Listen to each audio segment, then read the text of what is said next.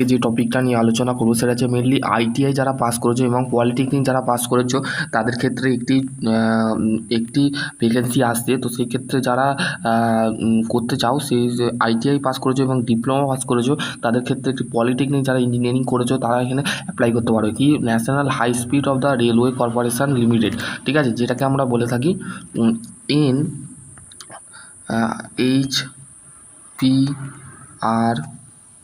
NHPRCL, ঠিক আছে, NHPRCL, ঠিক আছে, national high speed railway corporation, ঠিক আছে। এখানে কি কি কোয়ালিফিকেশান আছে সেগুলো আমরা জানবো প্রথমে, তারপরে দেন অ্যাপ্লাই কীভাবে করবে সেটাও আমি তোমাদের বলে দেবো। প্রথমে হচ্ছে দেখো যে টেকনিশিয়ান সিভিল ট্রাক ফিটার, ঠিক আছে, এখানে কী আছে 18টা পোস্ট আছে, নাম্বার অফ পোস্ট হচ্ছে 18টা, ঠিক আছে। এখানে মাধ্যমিক পাস করার পর তোমরা যদি আইটিআই ফিটার ট্রেড নিয়ে করে থাকো, এনসিবিটি বা এসসিবিটি থেকে যদি করে থাকো তারা তোমরা এখানে অ্যাপ্লাই করতে পারবে।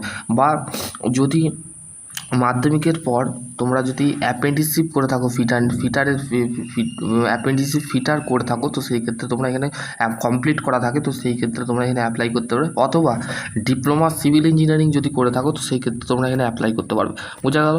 দেখো নেক্সট হচ্ছে টেকনিশিয়ান সিভিল ট্রাক মেকানিক্স, এখানে মাধ্যমিক পাস করতে হবে এবং মেকানিক্স ট্রেড নিয়ে যদি আইটিআই করে থাকো তো সেই ক্ষেত্রে অ্যাপ্লাই করতে পারে। বা মাধ্যমিকের পর যদি অ্যাপ্রেন্টিসশিপই করে থাকো,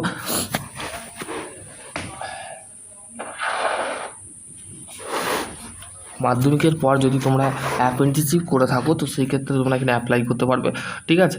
এবং 3 বছরের ডিপ্লোমা সিভিল ইঞ্জিনিয়ারিং যদি করে থাকো তো সেই ক্ষেত্রে তোমরা এখানে অ্যাপ্লাই করতে পারবে। প্রত্যেকটা পোস্ট কিন্তু ভ্যারিয়াস টু ইম্পর্টেন্ট পোস্ট, যারা করতে চাও, যারা অল্প সময়ের মধ্যে চাকরি করতে চাও তারাও এখানে অ্যাপ্লাই করতে পারো, ঠিক আছে।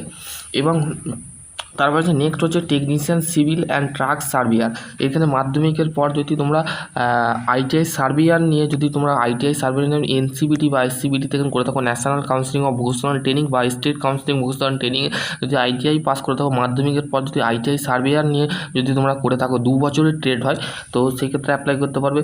তারপরে অথবা যদি তোমরা মাধ্যমিকের পর ন্যাশনাল অ্যাপ্রেন্টিসশিপ যদি করে থাকো সার্ভিয়ার ট্রেডের উপরে, তো সেই ক্ষেত্রে তোমরা এখানে অ্যাপ্লাই করতে পারো। ডিপ্লোমা সিভিল ইঞ্জিনিয়ারিং যারা করেছো তারা এখানে অ্যাপ্লাই করতে পারবে, ঠিক আছে। টেকনিশিয়ান সিভিল ট্রাক ইলেকট্রিক্যাল, ঠিক আছে, এখানে মাধ্যমিক পাস লাগছে, আইটিআই ইলেকট্রিশিয়ান ট্রেড এনসিবিটি থেকে বা এসসিবিটি থেকে যদি কমপ্লিট করে তো সেক্ষেত্রে অ্যাপ্লাই করতে পারবে। Technician civil truck welder, diploma civil engineering যদি করে থাকো সেক্ষেত্রে অ্যাপ্লাই করতে পারবে। নাম্বার অফ পোস্টগুলো বলে নিচ্ছি। দেখো এখানে তোমাদের নাম্বার অফ পোস্ট যেটা আছে, আগে আমি কোয়ালিফিকেশানটা আগে বলে নিই, তারপরে তোমাদের নাম্বার অফ পোস্টটা তোমাদের লাস্টে বলছি, ঠিক আছে। এখানে টেকনিশিয়ান সিভিল ট্রাক ইলেকট্রিশিয়ান, যদি তোমরা মাধ্যমিকের পর ইলেকট্রিশিয়ান ট্রেড নিয়ে আইটিআই করে থাকো তো সেই ক্ষেত্রে অ্যাপ্লাই করতে পারবে। বা মাধ্যমিকের পর ন্যাশনাল অ্যাপ্রেন্টিসশিপ সার্টিফিকেট যদি থাকে তোমাদের ইলেকট্রিশিয়ান ট্রেডের উপরে, তো সেই ক্ষেত্রে তোমরা অ্যাপ্লাই করতে পারবে। বা ডিপ্লোমা সিভিল ইঞ্জিনিয়ারিং যদি করে থাকো গভর্নমেন্ট কলেজ থেকে, তো সেই ক্ষেত্রে তোমরা এখানে অ্যাপ্লাই করতে পারবে, ঠিক আছে।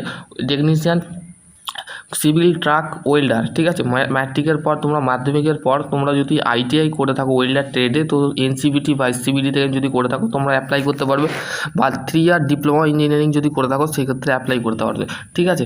তারপর হচ্ছে তোমাদের টেকনিশিয়ান সিভিল প্লাম্বার, এখানে মাধ্যমিকের পর তোমরা যদি এনসিবিটি বা এসসিবিটি থেকে যদি আইটিআই করে থাকো প্লাম্বার ট্রেডেতে, এবং এটা হচ্ছে 1 বছরের ট্রেড, ঠিক আছে। মাধ্যমিকের পর যদি এনএসসি ন্যাশনাল অ্যাপ্রেন্টিসশিপ সার্টিফিকেট বা ন্যাশনাল অ্যাপ্রেন্টিসশিপ যদি করে থাকো সেটা প্লাম্বার ট্রেডে তোমরা অ্যাপ্লাই করতে পারবে। বা ডিপ্লোমা সিভিল ইঞ্জিনিয়ারিং যারা আছে তারা এখানে অ্যাপ্লাই করতে পারবে, ঠিক আছে। টেকনিশিয়ান সিভিল প্রিন্টারের ট্রেডে তো যদি তোমরা আইটিআই করে থাকো বা অ্যাপ্রেন্টিসশিপ করে থাকো এবং ডিপ্লোমা সিভিল ইঞ্জিনিয়ারিং যদি করে থাকো সেক্ষেত্রে অ্যাপ্লাই করতে পারবে। তারপর হচ্ছে টেকনিশিয়ান রুলার স্ট্রোক ফিটার, এর ক্ষেত্রেও তোমাদের এইগুলো দেখো নাম্বার অফ পোস্টগুলো বলে নিচ্ছি। দেখো টেকনিশিয়ান সিভিল ট্রাকের ক্ষেত্রে কটা পোস্ট আছে, নাম্বার অফ পোস্ট দেখো 18টা। টেকনিশিয়ান সিভিল ট্রাক মেকানিক্সের ক্ষেত্রে হচ্ছে 16টা। টেকনিশিয়ান সিভিল ট্রাকসম্যান মেকানিক্যাল ট্রাকসম্যান ক্ষেত্রে হচ্ছে 8টা। সিভিল ট্রাক সার্ভেয়ারের ক্ষেত্রে 7টা। সিভিল টেকনিশিয়ান সিভিল ট্রাক ইলেকট্রিশিয়ানের ক্ষেত্রে আমাদের 8টা, ঠিক আছে। দেখো এখানে নাম্বার অফ ওয়েল্ডারের ক্ষেত্রে 6টা, প্লাম্বারের ক্ষেত্রে 2টো, টেকনিশিয়ান ইলেকট্রিক্যালের ক্ষেত্রে 77টা, ঠিক আছে। 7 77টা, 63টা হচ্ছে সিঙ্গল টেলিকমিউনিকেশন, রুরাল 10টা, ঠিক আছে। এখানে দেখো আরএসি যারা করেছো টেকনিশিয়ান, ম্যাট্রিকের পর যারা এমআরআইসি ট্রেডের আইটিআই করেছো তারা এখানে অ্যাপ্লাই করতে পারবে, ঠিক আছে। ওয়েল্ডারের ক্ষেত্রে টেকনিশিয়ান, রুলার স্ট্রোক ওয়েল্ডার এখানে মাধ্যমিকের পর লাগছে, ঠিক আছে। ম্যাক্সিমাম এজ যেটা আছে তোমাদের, দেখো এখানে চেয়েছে ম্যাক্সিমাম এজ তোমাদের কিন্তু বলে দিয়েছে ম্যাক্সিমাম 35 বছর হলে তোমরা এখানে অ্যাপ্লাই করতে পারবে। 18 থেকে 35 বছর হলে তোমরা এখানে অ্যাপ্লাই করতে পারবে, ঠিক আছে, এজ লিমিট বোঝা গেল। তারপরে মেডিকেল স্ট্যান্ডার্ড তোমাদের B1 থাকতে হবে, ঠিক আছে। প্লেস অফ পজিশান, এটা হচ্ছে রেলের তরফ থেকে কিন্তু ভ্যাকেন্সিটা বেরিয়েছে, ঠিক আছে। দেখো এখানে তোমাদের eligibility minimum 2 years experience, post qualification experience, 2 বছরের এক্সপিরিয়েন্স চাওয়া হচ্ছে কার উপরে, অপারেশান বা মেনটেন্যান্সের উপরে, ডিপার্টমেন্টের উপরে। তোমরা যদি ইন্ডিয়ান রেলওয়েতে কাজ করে থাকো তো সেই ক্ষেত্রে তোমরা এখানে অ্যাপ্লাই করতে পারবে, ঠিক আছে। জব ডেসক্রিপশন তোমাদের দিয়ে দিয়েছে, জব ডেসক্রিপশন তোমরা পড়ে নেবে, পিডিএফটা পাঠিয়ে দেবো, ঠিক আছে, যেখান থেকে তোমরা অ্যাপ্লাই করে নিতে পারো, ঠিক আছে। মুড অফ সিলেকশন কীভাবে তোমাদের, এটা তোমাদের জানা দরকার। মুড অফ সিলেকশন কীভাবে তোমরা, কম্পিউটার বেসড টেস্ট হবে, ডকুমেন্ট ভেরিফিকেশান হবে এবং মেডিকেল এক্সাম হবে, ঠিক আছে।